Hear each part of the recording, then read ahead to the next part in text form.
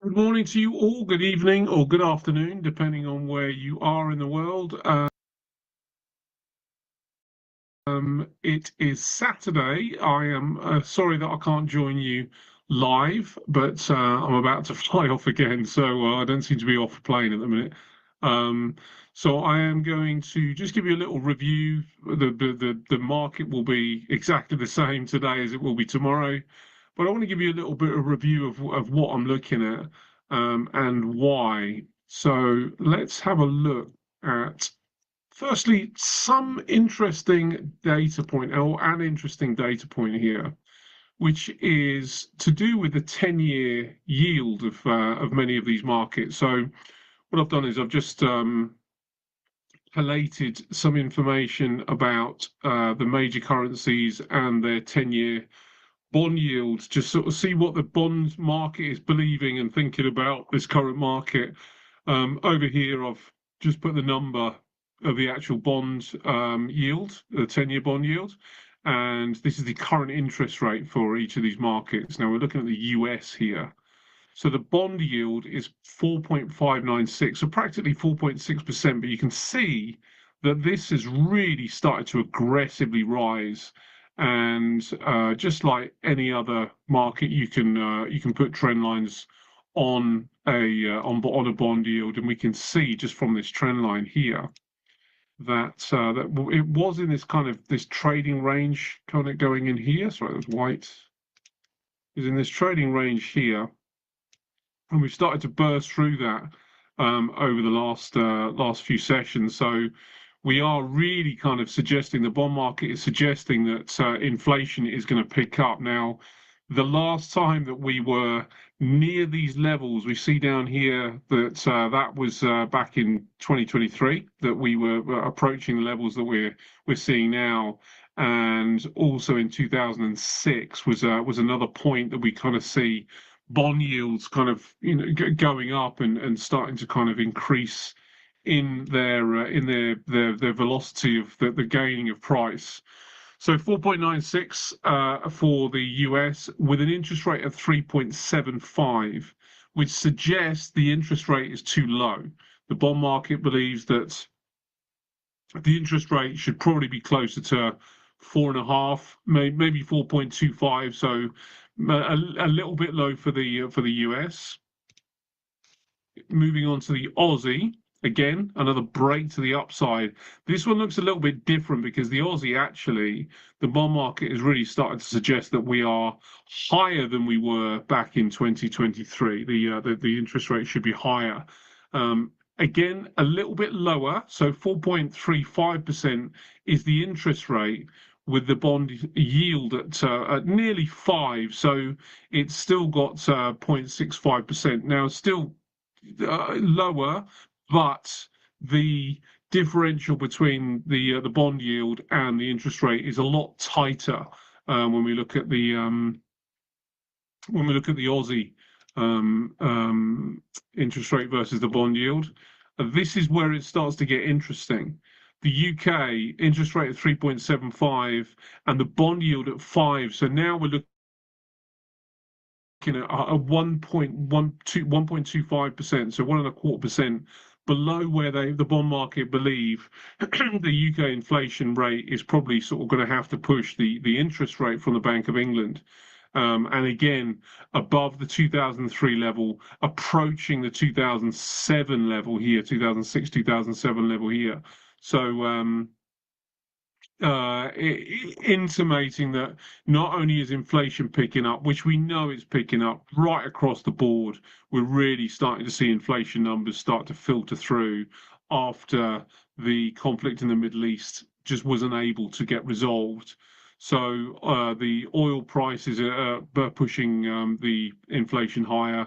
We see the natural gas prices are also pushing inflation.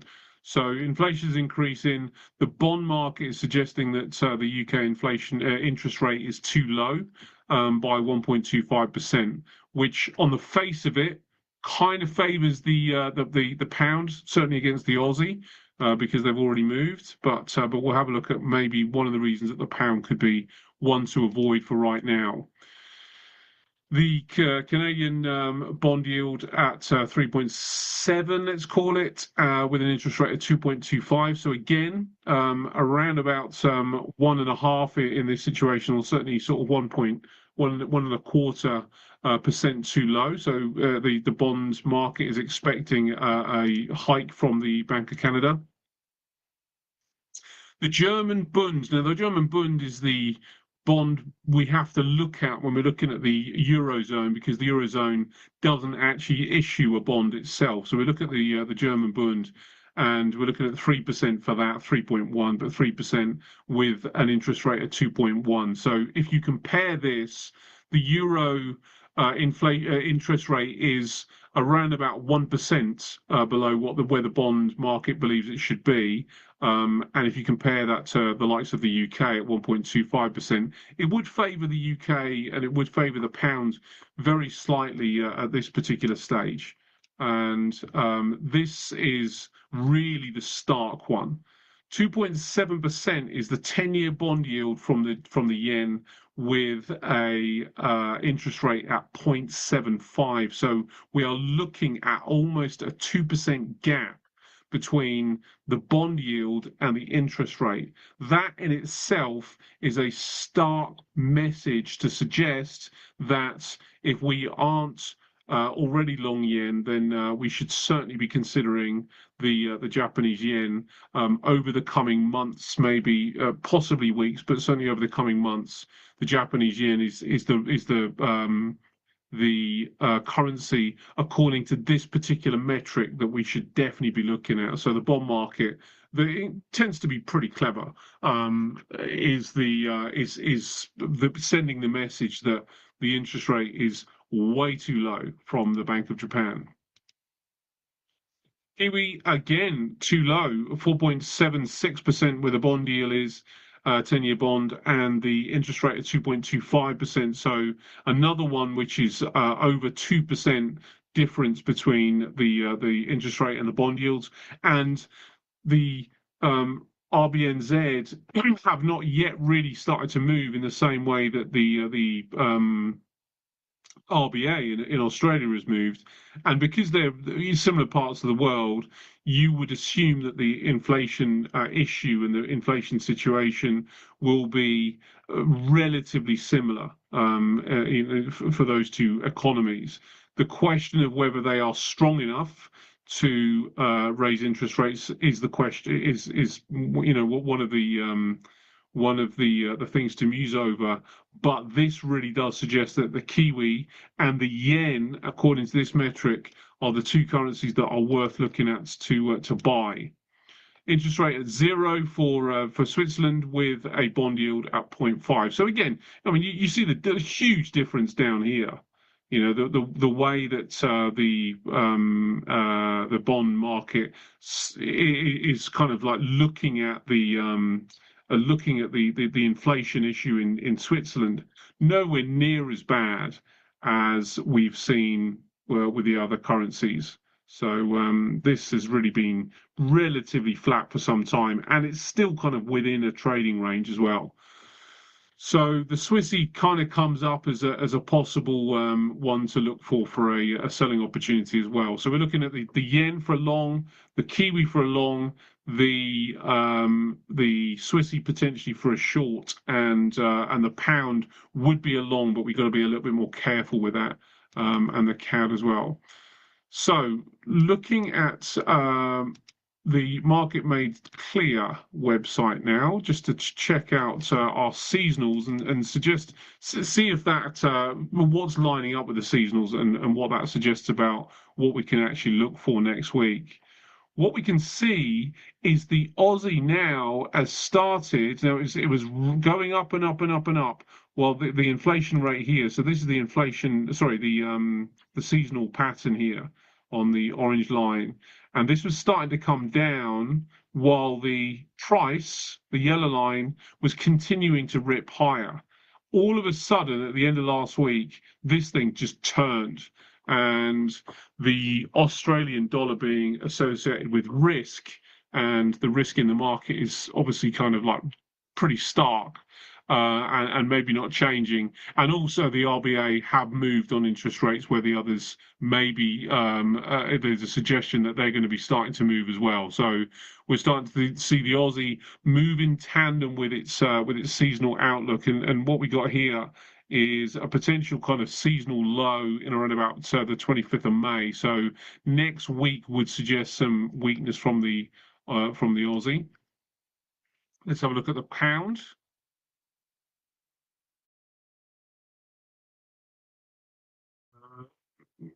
This, what's it going to be down as? Really United Kingdom. Let's have a look. There we go, the British pound, I would suspect. Here we go, British pound sterling. British pound sterling suggests that there is a seasonal long coming into play on the 19th. So it's currently the 16th. So really looking into next week, there is a suggestion of a seasonal long. Huge move down at the end of last week, breaking through some lows. We'll have a look at the price chart in a moment. But this price action definitely suggests that that the pound is going to struggle for a particular for a potential uptrend, but there may well be a bounce back early doors into next week. So we'll have a look at that. Canadian dollar.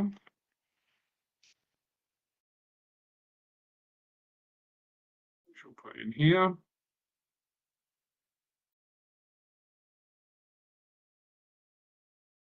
Looks like that one's about to kind of like, possibly start to get a bit of a turn as well. All of these are against the US dollar. So even though we're starting to see a decline in a lot of these, we can start to kind of think about, well, what may be, the strongest one going into next week. Certainly the pound and the Canadian dollar look like further upside, with the Aussie looking for a seasonal short.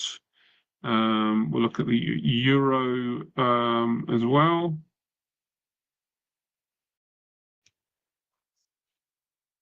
Again, another one that's looking like it could be potentially hitting a bottom as we approach next week, and certainly sort of like towards the end of May, it tends to have a bit of a rally right the way up until August.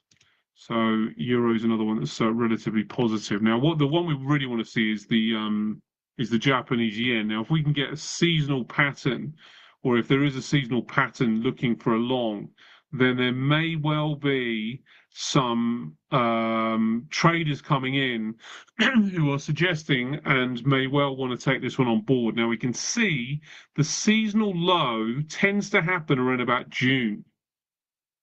So it might be that we've got another week where we're waiting on the yen, but the market made a definite move next week. So the carrions will be circling around the Japanese yen for a potential long, and that long tends to come in June, but we are going to be in a week of a little bit of stickiness until a bit of a decline in June, if we in May, if we follow the seasonal pattern. You can see it's been pretty good.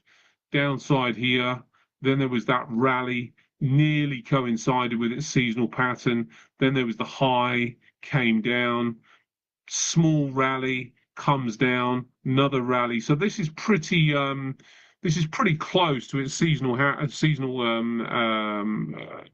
moves here. So looking around about the last week of May, looking about the starting of June, looks like the right timing for the Japanese yen. Whether we can wait that long before the price starts to move is yet to be seen, but it's certainly the one on our list. Switzerland next, and the Swiss franc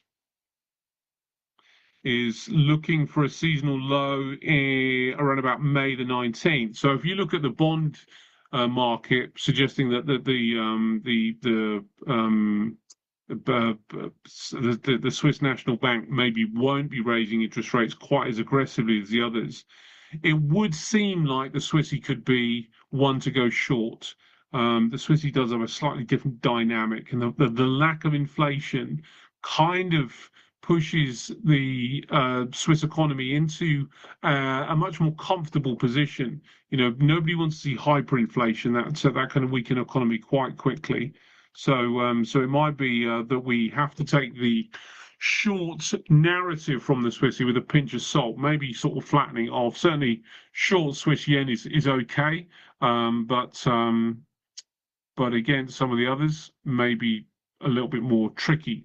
So let's have a look at the New Zealand dollar to finalize this, and then we'll just check the now, the New Zealand dollar also tends to rally next week. Now, this one so far is lining up the best with what the bond market is suggesting. So the bond market is suggesting a long, and we have a seasonal pattern which suggests a long around about the 19th of May.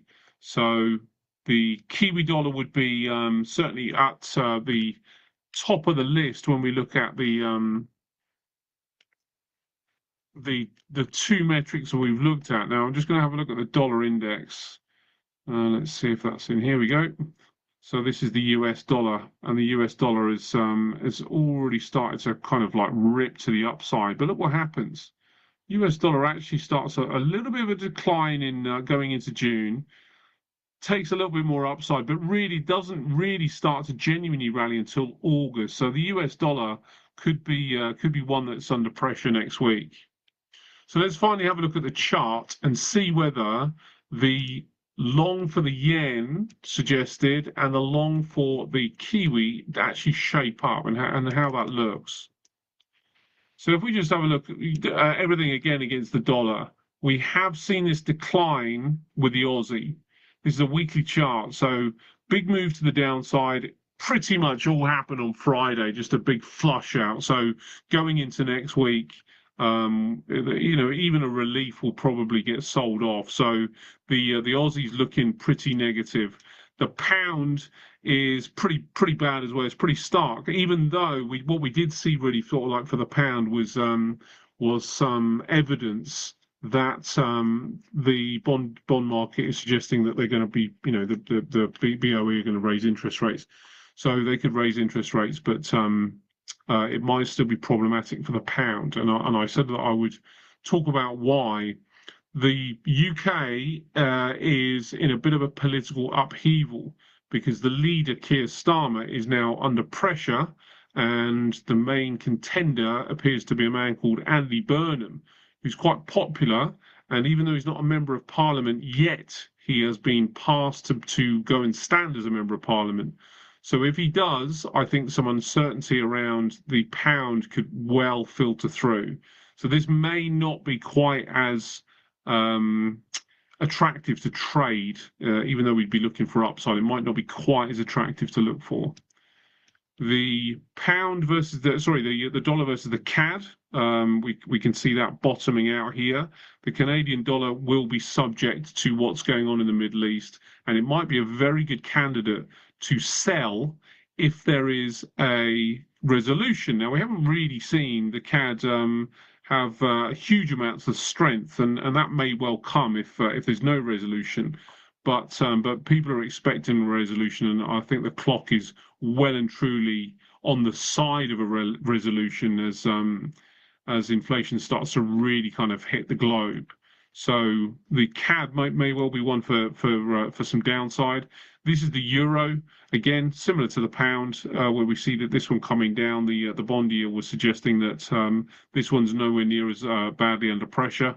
The US dollar versus the yen. Now this one did see some upside, but this is a big move down. This is a move up, and that looks to me like a retest. So dollar yen looks like a potential short going into next week. This is a weekly bar, so it might sort of like ease higher first, but it certainly looks like it's under pressure. And we will now have a look at the Kiwi.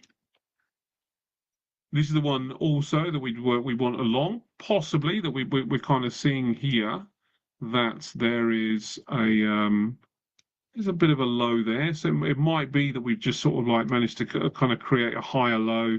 And sorry, here this might well create a higher low. So that's one to watch out for. And finally, the dollar Swiss, which is always going to be a tricky one. So dollar Swiss has also started to move higher. Kind of a hint of an inverted head and shoulders there. So putting that all together, that would suggest that we could look for possible Kiwi CAD short, sorry, Kiwi CAD long and CAD yen short. So let's have a look at the CAD yen first. CAD yen, definitely some bearish price action going along here. Don't think it managed to get through this. Oh, it might have. Yeah, look at that. It's right through the trend line there. So the CAD yen is certainly kind of at the top of my list for a potential short.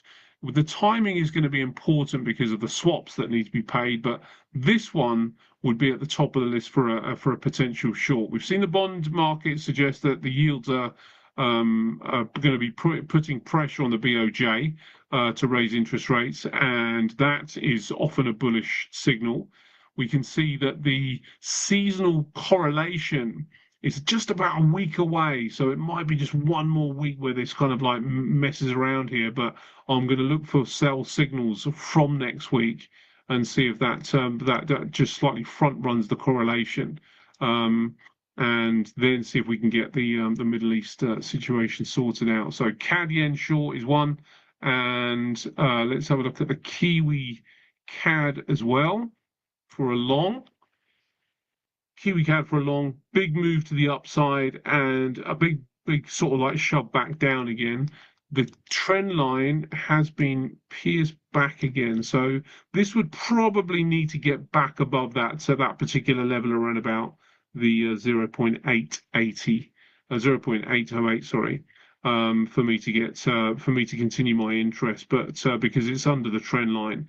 But this still looks of interest to me. I'd still be kind of watching this one relatively closely. It might be the trend lines there. This is still one I'll be watching closely for a long, but that doesn't look as good. So really settling down, the main one for me would be the CAD yen for a short, and looking into the daily bars, you can actually see that there is possibly even a lower high here already in play.